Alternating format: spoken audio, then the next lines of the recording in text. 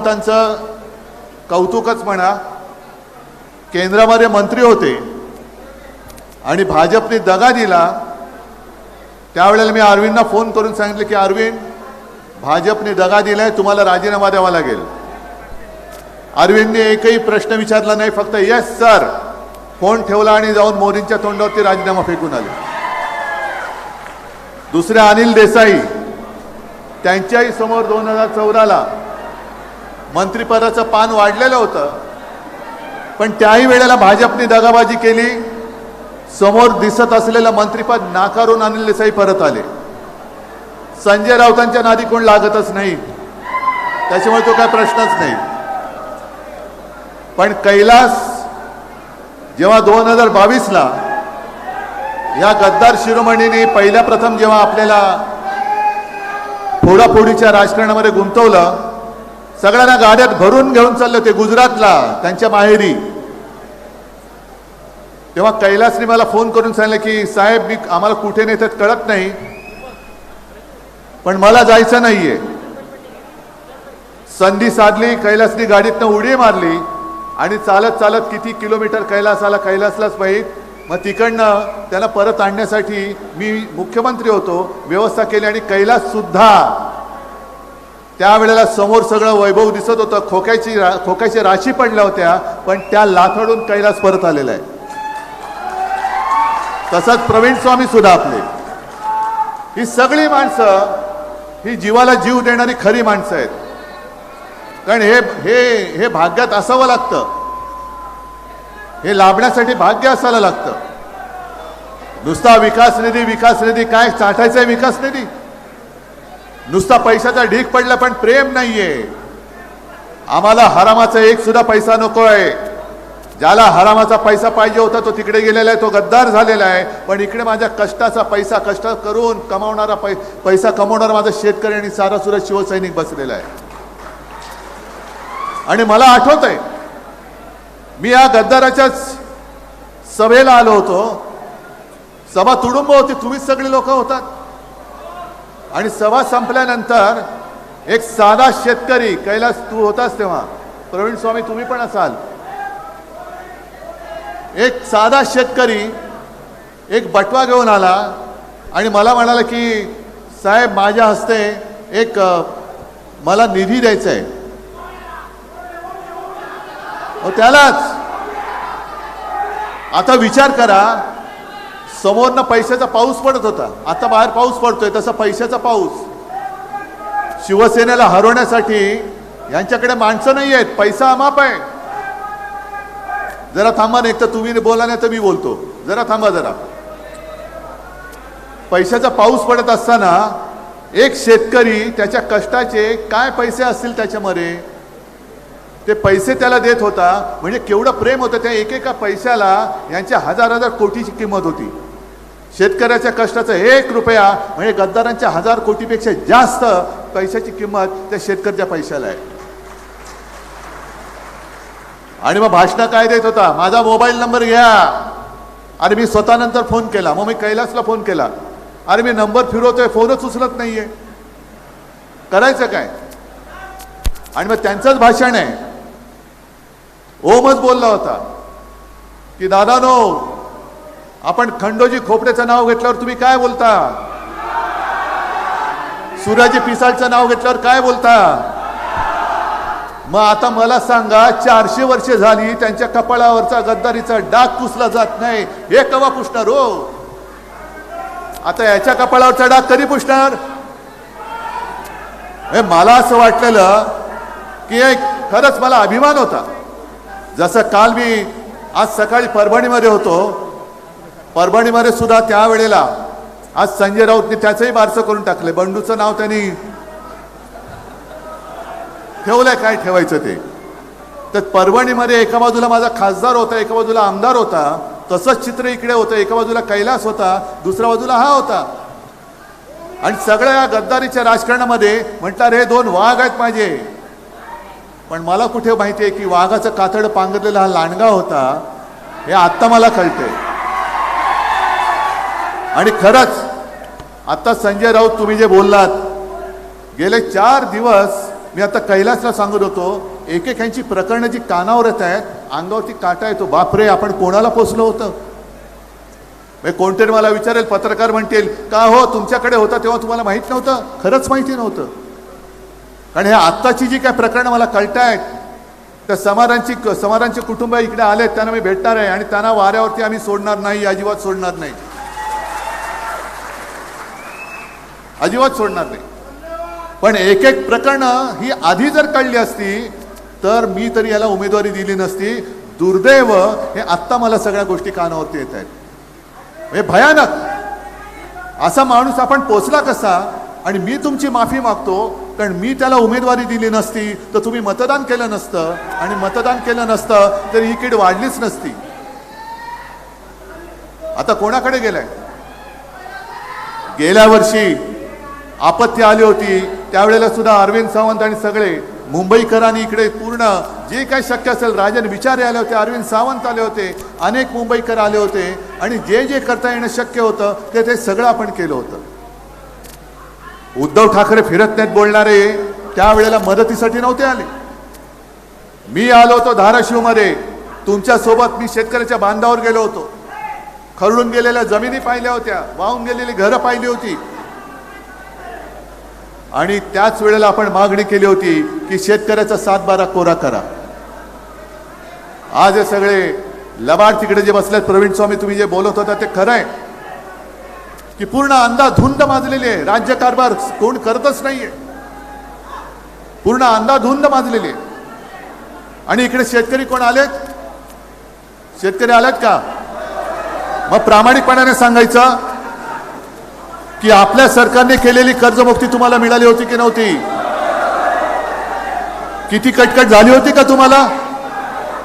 आणि आत्ताची जी काय कर्ज माफी, पहिला शब्द लक्षात घ्या, मी कर्जमुक्ती म्हणतो कारण माझा शेतकरी हा राजा आहे, अन्नदाता आहे. माफी ही गुन्हेगाराला करायची असते, अन्नदात्याला मुक्त करायचं असतं. त्याच्या ऋणातून मुक्त होण्यासाठी जो काही आपल्याला जे करता येणं शक्य असेल ते आपण केलं पाहिजे. मग 2019ची कर्जमुक्ती आणि आत्ताची जी कर्जमाफी यातला फरक कैलासनीच सांगितलेला आहे विधानसभेमध्ये. ही फसवी कर्जमाफी आहे. मागे सुद्धा जेव्हा आपत्ती आली होती तेव्हा आपल्या मुख्यमंत्र्यांनी जाहीर केलं होतं इतिहासातली सगळ्यात मोठी मदतीचं पॅकेज मी जाहीर करतोय. किती जणांना मदत मिळाली मला सांगा.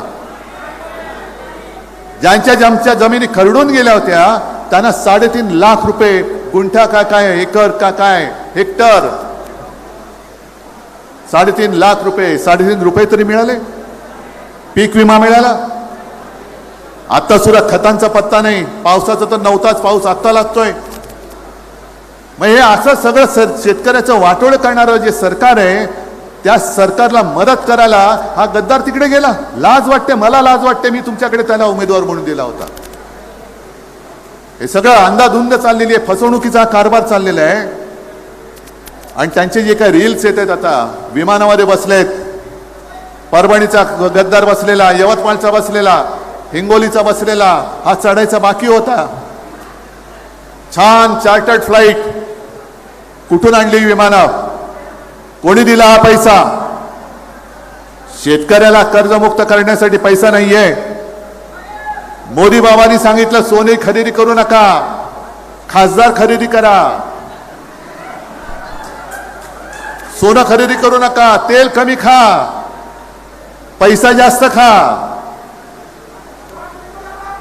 हा सगळा असा खरंच उभं घालणारा आणि चीड आणणारा कारभार बघितल्यानंतर हे वाटतं तेवढं षडयंत्र सोपं नाहीये.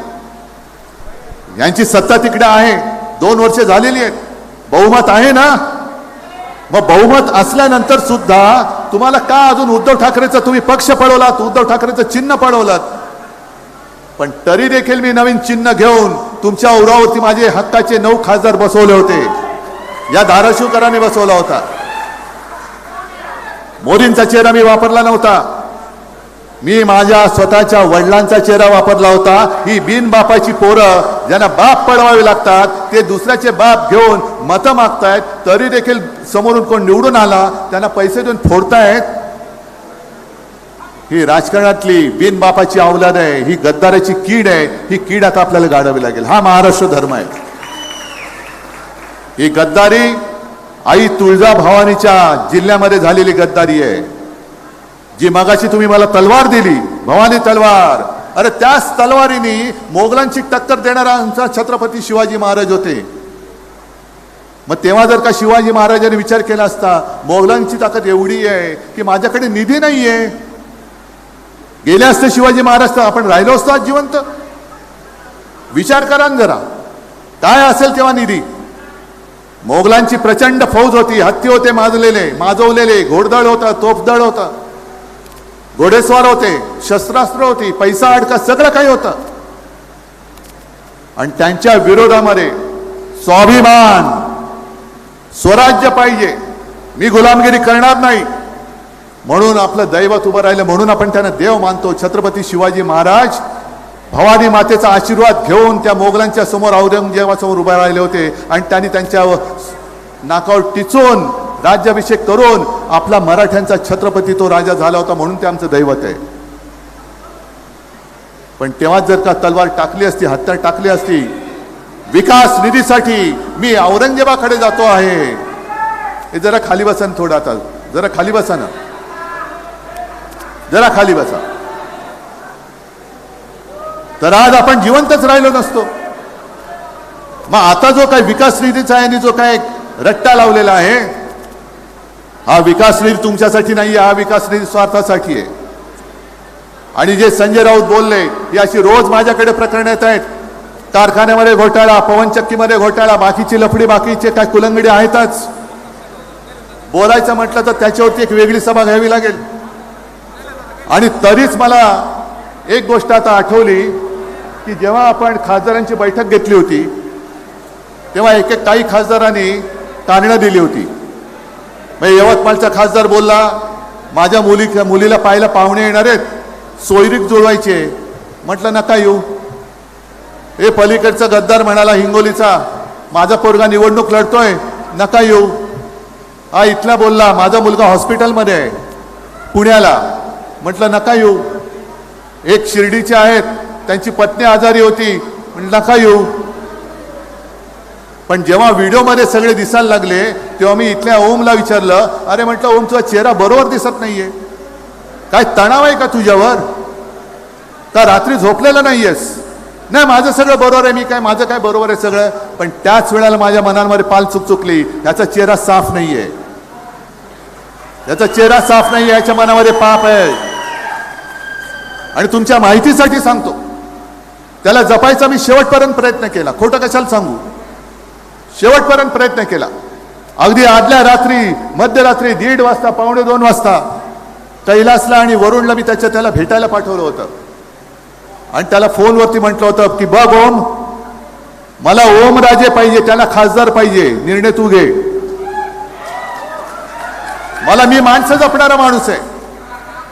खासदार तर उद्या सुद्धा आपला निवडून तुम्ही आणणार आहात, खासदार तर 550 होतातच. पण मला माणूस, एक माणूस मला महत्वाचा आहे. पण आता हे सगळं कळल्यानंतर कळतं की अरे हा माणूस म्हणायच्या सुद्धा लायकीचा नाही, एवढ्याच्या सगळ्या भानगडी आहेत. काय करायचं, काय करायचं, काय शेवटी एक व्रत घेऊन आपण पुढे निघालेलो आहोत. माझ्या शेतकऱ्याला त्याच्या हक्काचा हमी भाव मिळालाच पाहिजे, पीक विमा मिळालाच पाहिजे. आणि कैलास, तुम्ही जे काय आंदोलन घेताय, शेतकऱ्यांसाठी आंदोलन घेताय, एक तर मी येईन, नाही तर आदित्य आलं ते शिवाय राहणार नाही. जो शेतकऱ्याचा लढा असेल त्याच्यामध्ये आम्ही उतरल्याशिवाय राहणार नाही. कालच्या हिंगोलीच्या बैठकीमध्ये सुद्धा काही शेतकरी आले. शक्तीपीठ महामार्ग जातोय, शक्तीपीठ महामार्ग जातोय, शक्तीपीठ महामार्ग जातोय, आमच्या शेतीची संपूर्ण वाट लावून जातोय. शेतीची वाट लावणारच, कारण भाजपला आता कॉन्ट्रॅक्टर जीव फार मोलाचे झालेले आहेत, कॉन्ट्रॅक्टर. मला याही गोष्टीची लाज वाटते की ज्या भाजपचे अख्ख्या देशात फक्त 2 खासदार होते, त्या भाजपला आपण बोट धरून महाराष्ट्रामध्ये मोठा केला. आणि बाबरीचा जो काही लढा उभारला होता त्याच्यामध्ये शिवसेना प्रमुखांनी सगळं जे काही पाडण्याचं काम होतं, भाजपवाले म्हणाले होते की आम्ही नाही केले हे काम, तेव्हा शिवसेना प्रमुख म्हणाले होते की जर हे काम माझ्या शिवसैनिकांनी केलं असेल तर त्या शिवसैनिकांचा मला गर्व आहे. पण आता लक्षात येतंय जे भाजपवाले बेंबीच्या देठापासून बोंबलत होते की मंदिर वही बनाएंगे, मंदिर वही बनाएंगे, आता गेल्या 4 दिवसात त्याही बातम्या येत आहेत की त्या मंदिराची लूट चाललेली आहे. आले ना बातमी? जसं इकडे कधी कधी तुळजाभवानीची दानपेटीमध्ये लूट अशी बातमी येते, तसं राम मंदिराची लूट चालले. चांदीच्या विटा गायब झाल्यात, दिलेल्या लोकांनी दान ते गायब झालेलं आहे. काय काय नव्हतं केलं आपण. स्वतः शिवसेना प्रमुख सर्वत्र फिरले होते. ए बाबा त्याला काय लागलंय का बाजूला बघा, घेऊन जा त्याला. स्वतः शिवसेना प्रमुख सगळीकडे फिरले होते, शिलापूजन केलं होतं, शिवसैनिक तिकडे गेले होते आणि एक वातावरण पूर्ण भारावून टाकणारं वातावरण देशामध्ये झालं, हिंदुत्वाचं वातावरण निर्माण झालं आणि त्या हिंदुत्वाच्या वातावरणाचा गैरफायदा घेऊन भाजपवाले तिकडे सत्तेवरती आले आणि राम मंदिर बांधलं गेलं. राम मंदिर बांधल्यानंतर आता जी लूट चाललेली आहे, ही लूट बघितल्यानंतर मला असं वाटतं की आता नवीन बीजेपी निर्माण झालेली आहे. आधीचं नाव होतं त्यांचं भारतीय जनता पक्ष. ज्या बाबराने राम जन्मभूमीच्या ठिकाणी मस्जिद बांधली होती, आता हे ते राम मंदिर लुटतायत. म्हणजे बीजेपी म्हणजे बाबर जनता पार्टी झालेली आहे. आता बाबर जनता पार्टी ही सगळी फसवणूक चालली. म्हणून लक्षात घ्या तुम्ही आपण कशाला सामोरं जातोय. या गद्दाराची हिंमत आहे उद्या लोकसभेत गेल्यानंतर राम मंदिर लुटणाऱ्यांना शिक्षा का दिली जात नाही हे विचारण्याचं धाडस हा गद्दार करू शकणार आहे का? जे धाडस आपले शिवसेनेचे खासदार करतील हे धाडस या 6 पैकी एका तरी गद्दाराच्या अंगामध्ये आहे. बाकीच्या भाजपवाल्यांचं तर सोडूनच द्या.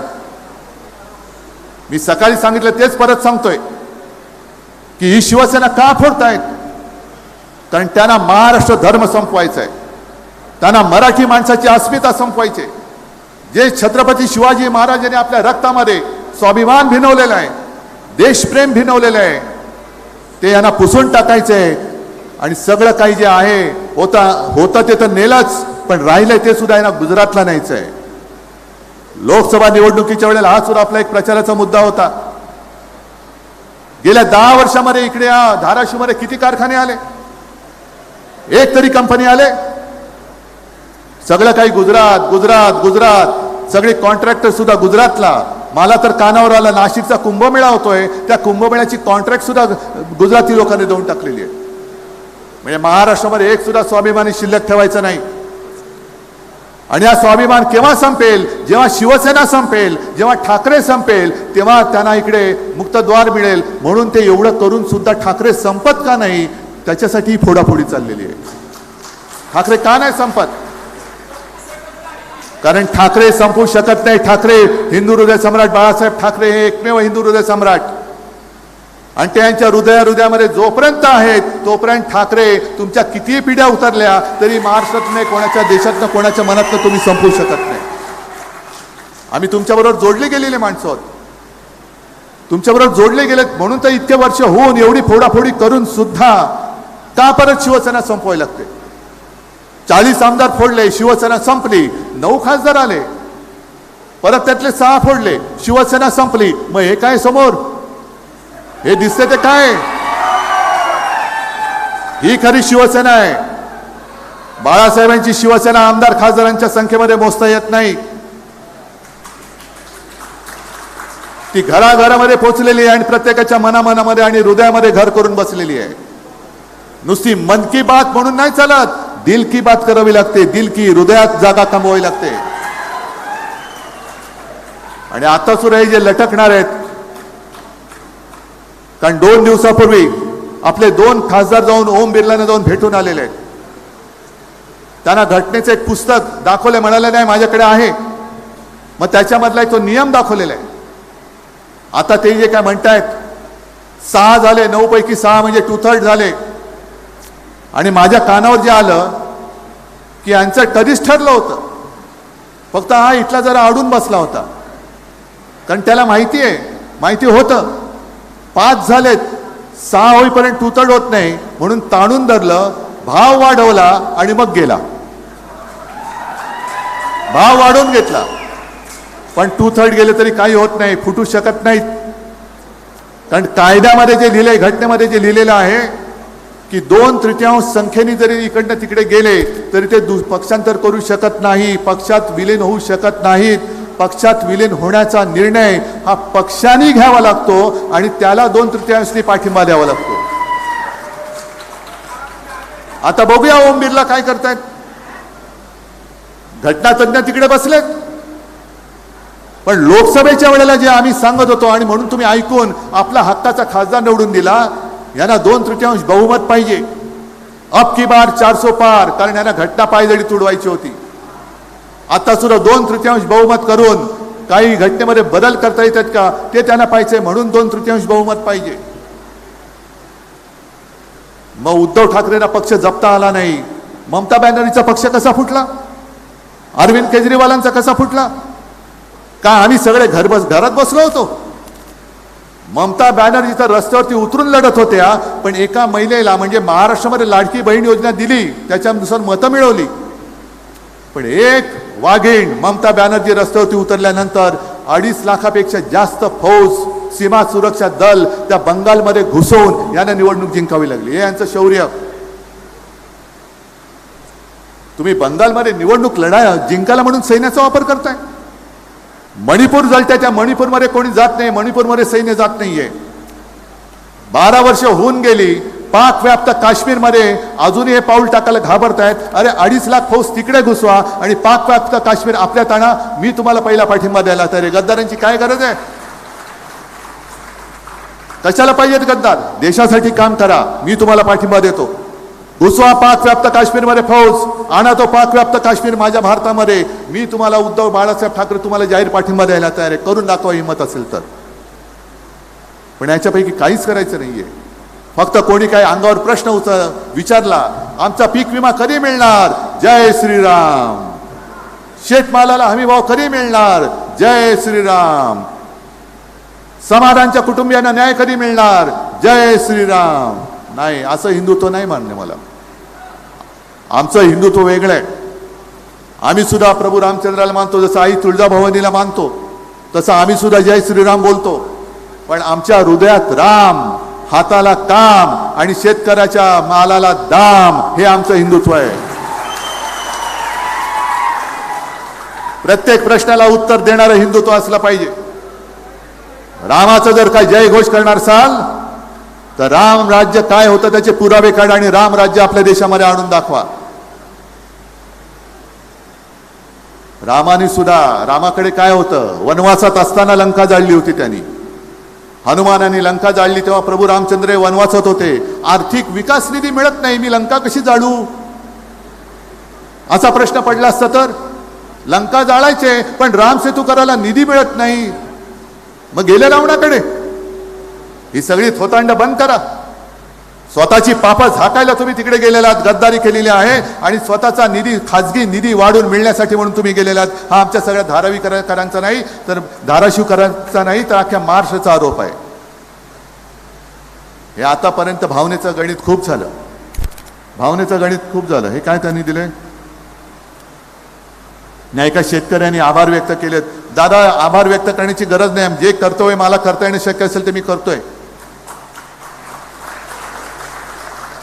दुर्दैवाने या गद्दाराने आपलं सरकार पाडलं नसतं तर जे मी माझ्या पहिल्या मुख्यमंत्री काळाच्या पहिल्या वर्षी शेतकऱ्यांची कर्जमुक्ती केली होती, कदाचित आणखीन एकदा मी 5व्या वर्षी सुद्धा केली असती.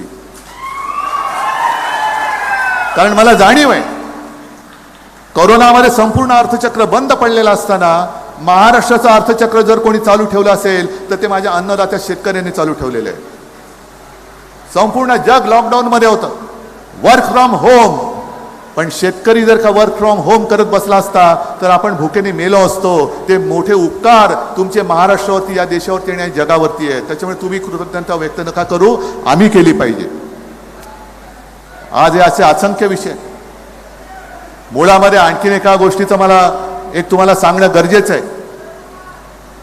हे बघताना वरवर वाटलं तर शिवसेनेचे खासदार यांनी फोडलेत, पण एक प्रश्न तुम्ही तुमच्या मनाला विचारून बघा, ज्या गटामध्ये गेलेले आहेत, शिंदे सेनेमध्ये, मिंदे सेनेमध्ये, गुलाम सेनेत गेलेत, त्या गुलामांचं काय भवितव्य आहे का हो?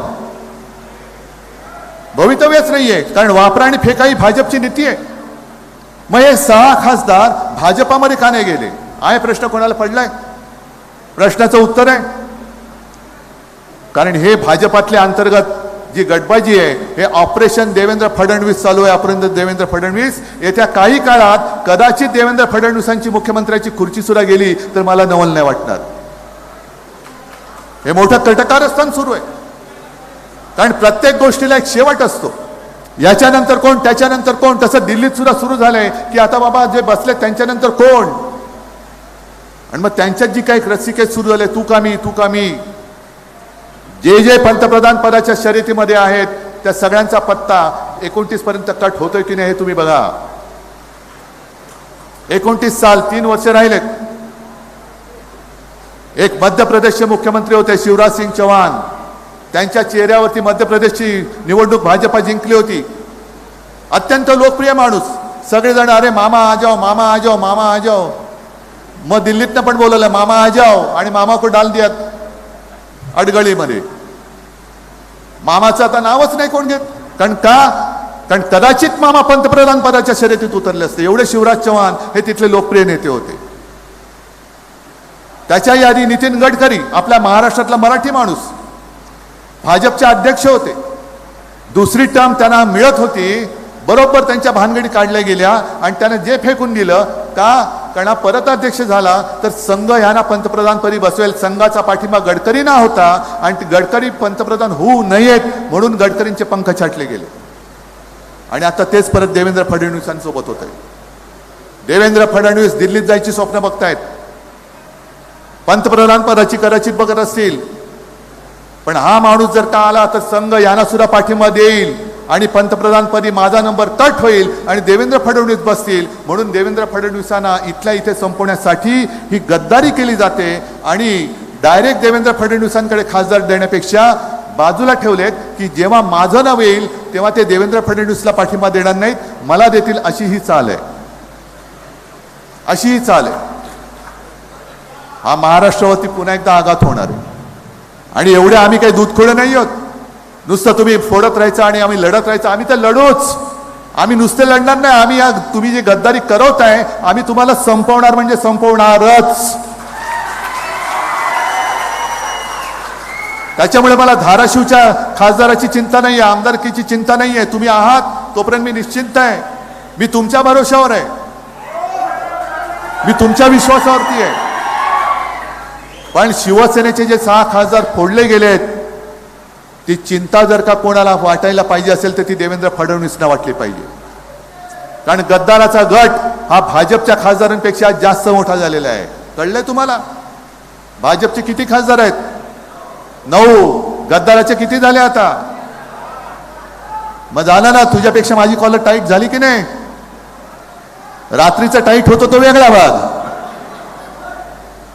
पण ही जी काय कापाकापी चालले अंतर्गत भाजपामध्ये जी मारामारी चालले त्यातनंही फोडाफोडी झाले. तिकडे तृणमूलचे खासदार सुद्धा फोडले, भाजपात नाही घेतले, भलत्याच पक्षात दिलेले आहेत. त्रिपुरामधल्या जे त्या पंक्षाचं नाव पण माहित नाही अशा पक्षात टाकून दिले.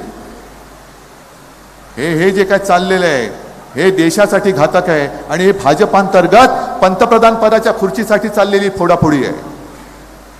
आणि म्हणूनच तुम्ही सावध राहायचंय. मी मुद्दामून तुम्हाला भेटायला आलो 2 गोष्टीसाठी. एक तर बाबांनो, खरंच माझ्याकडनं चूक झाली, त्याच्याबद्दल मी तुमची क्षमा मागतो की मी चुकीचा माणूस तुम्हाला दिला. तुम्ही माझ्यावरती भरोसा ठेवून त्याला निवडून दिलात आणि आज तो गद्दार निघाला, म्हणून मी तुमची माफी मागतो. आणि दुसरा शब्द मी तुम्हाला देतो की मी त्या गद्दारावरती अवलंबून नाही, तुमचं माझं नातं थेट आहे.